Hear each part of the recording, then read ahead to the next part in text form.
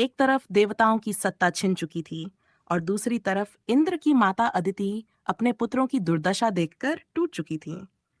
लेकिन उन्हें क्या पता था कि उनकी एक तपस्या स्वयं भगवान विष्णु को उनके गर्भ से जन्म लेने के लिए विवश कर देगी। जन्म लेने वाला ये बालक इतना छोटा होगा कि लोग उसे वामन कहेंगे, लेकिन आगे चलकर वही 3 पग में पूरे ब्रह्मांड को नापकर दैत्यराज बलि के सामने सबसे बड़ा रहस्य खोल देगा। आखिर कौन था वह वामन और क्यों स्वयं भगवान विष्णु ने अदिति के गर्भ से जन्म लिया? अदिति जमीन पर लेटी थीं। इंद्र की माता आंसू बहा रही थीं, अपने आदित्यों के लिए। उन आंखों से खारा पानी अंतहीन प्रतीत हो रहा था, मानो उनके पीछे सागर उमड़ रहा था।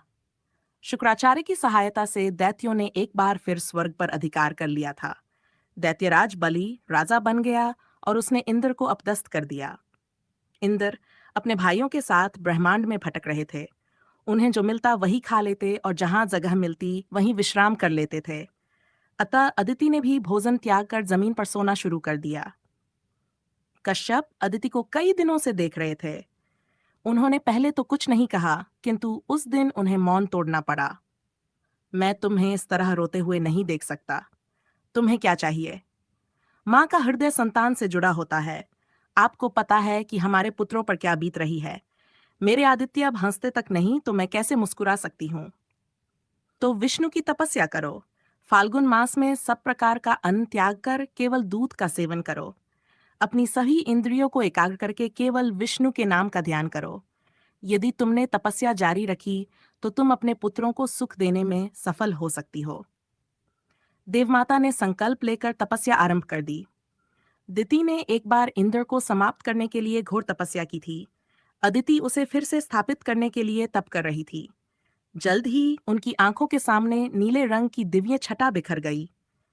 मैं भी वही चाहता हूं जो तुम चाहती हो, विष्णु ने कहा। परंतु बलि अत्याचारी नहीं है। वह मेरा सम्मान करता है। उसने असुरों को समुद्र मंथन में हमारी मदद करने के लिए केवल इसलिए मनाया क्योंकि मैंने ऐसा करने को कहा था। प्रहलाद की तरह वह भी इस बात का उदाहरण है कि राक्षस भी दिव्य गुणों से युक्त हो सकते हैं। बलि उदार भी है। उसके द्वार से कोई खाली हाथ नहीं लौटता। यदि वह अपने तन पर स्वर्ण की परत लिए पैदा हुआ होता तो दान देने के लिए उसे भी चीर डालता। बलि मुझे प्रिय है, किंतु उसने इंद्रलोक पर आधिपत्य स्थापित कर लिया है। ब्रह्मांड की हितकारी शक्तियों को राक्षसी शक्तियों में बदल दिया है। वह स्वयं संत हो सकता है, किंतु शेष असुर वैसे नहीं हैं। वे हर पवित्र वस्तु को उजाड़ रहे हैं और बलि उन्हें रोकता नहीं है। कोई बुद्धिमान व्यक्ति ऐसी लापरवाही कैसे कर सकता है? वह दिति का वंशज है। उसमें तुम्हारा रक्त भी है। सचमुच उसमें मेरा खून है। इससे तो काम आसान हो जाता है। कोई ये नहीं कह सकता कि मैंने पुत्रों का पक्ष ले रही हूं, क्योंकि बलि भी मेरा अपना ही है। यह वंशावली की नहीं, सिद्धांत की बात है। इसका संबंध जाति से नहीं, अपितु धर्मपरायणता से है। विष्णु ने सिर हिलाकर कहा, मैं उससे निपट लूंगा। आप नहीं, अदिति ने हाथ जोड़ते हुए कहा। मैं चाहती हूं कि मेरे पुत्रों में से एक को यह सम्मान मिले। आपसे विनती है कि मुझे यह वरदान दीजिए। किंतु आपके आदित्य बहुत दुर्बल हैं, देवमाता। न इंद्र और न ही कोई और बलि का सामना कर सकता है। अदिति का चेहरा उतर गया। विष्णु चुपचाप उसे देख रहे थे।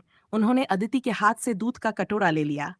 चूंकि मुझे आपको यह वरदान देना है, इसलिए हम एक उपाय करेंगे। मेरा अगला अवतार आपके गर्भ से जन्म लेगा। अदिति चकित रह गई। इस प्रकार मैं बलि को परास्त करूंगा तो वह दरअसल तुम्हारा पुत्र होगा, जिसके द्वारा यह कार्य संपन्न होगा। अदिति के मुख से एक शब्द भी नहीं निकला। उसका गर्भ अचानक भारी होने लगा जो उसे नीचे की ओर खींच रहा था। उसकी आंखें परमानंद से बंद हो गईं। विष्णु अंतर्धान हो चुके थे। अंती थी कि विष्णु उसके गर्भ में बड़े हो रहे थे। उन्होंने अदिति को भीतर से हजारों नीले रत्नों के प्रकाश से भर दिया था। उन्होंने स्वयं जन्म लेने के लिए अदिति का शरीर उधार लिया था। उसका मांस और लहू अब विष्णु की रक्षा कर रहा था, जो सबकी रक्षा करते हैं। भाद्रपद के महीने में जब विष्णु ने जन्म लिया तो वृक्षों से फूल बरसने लगे। वे पीले रंग के फूल थे। ब्रह्मा ने उन्हें तांबे का बर्तन दिया। शिव ने रुद्राक्ष की माला दी। बृहस्पति ने जनेऊ भेंट किया और कश्यप ने एक कमरबंद प्रदान किया। सूर्य ने उन्हें अपना छत्र, चंद्र ने काष्ठ का दंड और सप्तर्षियों ने उसे घास का छल्ला भेंट किया। वह बालक 52 अंगुल ऊंचा था, लेकिन उसका कद इससे अधिक नहीं बढ़ा। वह वामन था, त्रेता युग में विष्णु का पहला अवतार। जल्द ही बलि ने अत्यंत भव्य अश्वमेध यज्ञ का आयोजन किया। उसकी यज्ञवेदी से एक अग्नि स्तंभ उठ रहा था।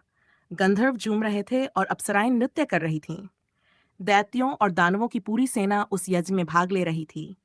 बलि का घोड़ा ब्रह्मांड में घूमकर बिना किसी चुनौती के लौट आया था। अब उसका सिर काटा जाना था। जैसे ही शुक्राचार्य ने तलवार उठाई, वे रुक गए। उन्हें कुछ सुनाई दे रहा था। वे उसे देखने के लिए मुड़े। उन्हें एक वामन दिखा, एक हाथ में छत्र और दूसरे में दंड, माथे पर चंदन का लेप और तन पर जनेऊ। वह छोटा सा वामन राक्षसों के सामने और भी छोटा दिखाई दे रहा था। वह जैसे ही निकट आया, शुक्राचार्य धीरे से बोले, हमसे कोई चूक हो गई है। क्यों? यह ब्राह्मण यहाँ क्या कर रहा है? हमने तो किसी को आमंत्रित नहीं किया। क्या यह ब्रह्मदेव के 4 कुमारों में से एक है? नहीं, ये कोई और है। सावधान रहो, इसका आभामंडल सबसे अलग है। हाँ, बिल्कुल। हो सकता है कि देवताओं ने हमसे छल करने के लिए इसे भेजा हो। मुझे क्या करना चाहिए? कुछ नहीं। इसे कोई वचन मत देना। ये कुछ भी मांगे, उसे स्वीकार मत करना। बलि मुस्कुराया। आप मुझे अपने विरुद्ध कार्य करने को कह रहे हैं। मैं ऐसा कैसे कर सकता हूँ, असुराचारी? वामन अब सामने खड़ा था। बलि ने हाथ जोड़कर प्रणाम किया तो वामन ने उसे आशीर्वाद दिया। राजन, आप दीर्घायु हों। ब्रह्मांड के अधिक शासकों में अश्वमेध यज्ञ करने का सामर्थ्य नहीं है। आप वास्तव में असाधारण हैं। पूज्य, मैं कुछ भी नहीं हूँ। आप अत्यंत उदार हैं। आपके जितना नहीं। मैंने सुना है कि आपके पितामह प्रहलाद भक्ति का स्वरूप है, जबकि आप दान की प्रतिमूर्ति हैं। आप किसी के अनुरोध को अस्वीकार नहीं करते। यदि दाता ब्रह्मांड है तो मैं मना करने वाला कौन होता हूँ? तो क्या जो मैं चाहूंगा, आप मुझे वह देंगे? शुक्राचार्य के माथे से पसीने की बूंद छलक पड़ी। उन्होंने धीरे से अपना चेहरा नीचे कर लिया। सबकी सांसें थम गई। बलि कांप उठा। मुझे बताइए आदरणीय, आप क्या चाहते हैं? सभा स्तब्ध थी और सब वामन के बोलने की प्रतीक्षा कर रहे थे। भूमि? हाँ, मुझे बस थोड़ी सी भूमि चाहिए। कितनी? मेरे 3 पग के बराबर भूमि। सब हैरानी से देखने लगे। कोई हंस रहा था तो कोई सोच में डूबा था। शुक्राचार्य वामन के पैरों को देख रहे थे। कमल की 2 कलियों जितने नन्हे नन्हे पांव। 3 बलि ने पूछा। हाँ, क्या आप ये विश्वास से कह रहे हैं? बिल्कुल। किंतु इतनी भूमि तो कुछ भी नहीं है। वामन मुस्कुराए। यदि कोई 3 पग भूमि से संतुष्ट नहीं होता तो वह किसी वस्तु से संतुष्ट नहीं हो सकता। मैं जिस तरह अपने शरीर के आकार से संतुष्ट हूं, उसी तरह इतनी सी भूमि से मुझे संतोष हो जाएगा। मैं निश्चित रूप से आपको इससे अधिक भूमि दे सकता हूं। शुक्राचार्य ने बलि की बात को बीच में काट दिया। अगर इन्हें इतनी ही भूमि चाहिए तो हम तर्क क्यों करें? हे परम पूज्य, हमारे स्वामी आपको 3 पग भूमि दान करते हैं। सचमुच? वामन ने बलि की ओर देखा। हाँ, मैं दान करता हूँ। आप अपने पग कहाँ रखना चाहेंगे? तभी बलि स्तब्ध रह गया। सब लोग स्तब्ध रह गए। वामन का आकार बढ़ रहा था। उसके अंग खिंचकर लंबे हो रहे थे। उसका धड़ बड़ा हो रहा था। उसका चेहरा बादलों के पार निकाल गया था। उसका अनुपात इतना अलौकिक था कि उसका शरीर पूरे ब्रह्मांड में फैल गया था। वह इतना विशाल था कि अब उन्हें वामन के दाहिने पैर के अंगूठे का केवल एक सिरा दिखाई दे रहा था। वामन ने पैर उठाया। दैत्य कांपने लगे। बलि घबरा गया और उन 2 शब्दों ने शुक्राचार्य को जैसे निष्क्रिय बना दिया था। 3 पग। वामन ने ब्रह्मांड को बौना कर दिया था। वह त्रिविक्रम बन गया था। उसकी आवाज आकाशवाणी की तरह सुनाई दे रही थी। राजन, मैं अपना पहला पग यहाँ रखता हूँ। और उसने पूरी पृथ्वी को नाप लिया। राजन, मैं अपना दूसरा पग यहाँ रखता हूँ। फिर उसने समूचा स्वर्ग नाप लिया। ब्रह्मा ने वामन के चरणों में प्रणाम किया और उन्हें अपने पात्र के जल से धोया। राजन, मैं अपना तीसरा पग कहाँ रखूं? बलि मुस्कुरा रहा था। उसकी आंखें भर आई थीं। राजन, तीसरा पग कहाँ रखूं? आप वामन नहीं हैं। मैं वामन हूं। आप भगवान विष्णु हैं। वह असीमित शक्ति जो मुझे बता रही है कि मैं कितना सीमित हूं। मैं अपना तीसरा पग कहाँ रखूं? प्रभु, ब्रह्मांड आपके लिए खेल का मैदान है। 2 पग में ही आपने सारा ब्रह्मांड नाप लिया और मेरे पास अब कुछ शेष नहीं है। केवल एक स्थान है जो मैं विनम्रतापूर्वक आपको प्रस्तुत कर सकता हूं। असुरराज ने वामन को प्रणाम किया। कृपया अपना तीसरा पग मेरे मस्तक पर रख दीजिए। मैं महाविष्णु के चरणों की धूलि बनकर पवित्र हो जाना चाहता हूँ। ये आपको छल रहा है राजा बलि?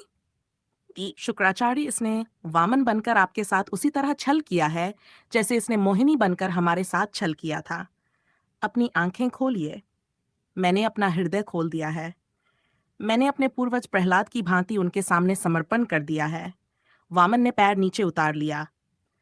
उसका तलवा जैसे ही निकट आया, बलि के चारों ओर का प्रकाश क्षीण हो गया। विष्णु का नीला स्वरूप ऐसे निकट आ रहा था मानो आसमान नीचे गिर रहा हो। असुर भागने लगे। उन्हें विश्वास हो गया था वामन बलि को कुचलने वाला था। उन्हें लगा कि जैसे ही वह पैर उठेगा तो उनके राजा की अस्थियां उसके नीचे चिपकी होंगी। परंतु बलि जीवित था। वामन के पैर ने उसे कुचला नहीं, अपितु नीचे की ओर धकेल दिया, नीचे और बहुत नीचे। वामन ने बलि को ब्रह्मांड की रीढ़ के सहारे धकेलते हुए उसे सुतल तक पहुंचा दिया। वामन अचंभित होकर बोले, तुम वास्तव में अतुलनीय हो। तीनों लोग सदा याद रखेंगे कि जैसे राक्षस बल ने अपना सर्वस्व दे दिया था, उसी तरह राक्षस बलि ने भी मुझे अपना सर्वस्व दान कर दिया। मैं तुम्हें पाताल लोक का सम्राट घोषित करता हूँ। अब तुम यहीं रहकर शासन करो। जल्द ही देवमाता अदिति दावत की तैयारी कर रही थीं। उनके पुत्र स्वर्ग लौट आए थे और इंद्र फिर से देवराज बन चुके थे। ब्रह्मा ने देवताओं को सूचित किया कि उन्होंने अपने बन के जल को एक जीव में बदल दिया था। यह जल कैसा है? उन्होंने पूछा। यह वामन का चरणामृत है। इसी जल से मैंने श्रीहरि के चरण धोए थे। उस धारा ने एक सुंदर स्त्री का रूप धारण कर लिया है। उसका नाम क्या है? परम पिता। विष्णु के चरणों से पवित्र होने के बाद उसका नाम विष्णुपति हो गया है, परंतु मुझे उसे गंगा कहना पसंद है। अगर आपको भगवान विष्णु के वामन अवतार की यह अद्भुत कथा पसंद आई हो, तो ऐसी ही रोचक सनातन धर्म की कथाओं के लिए हमारे चैनल को सब्सक्राइब करें और अगली दिव्य कथा से जुड़े रहें।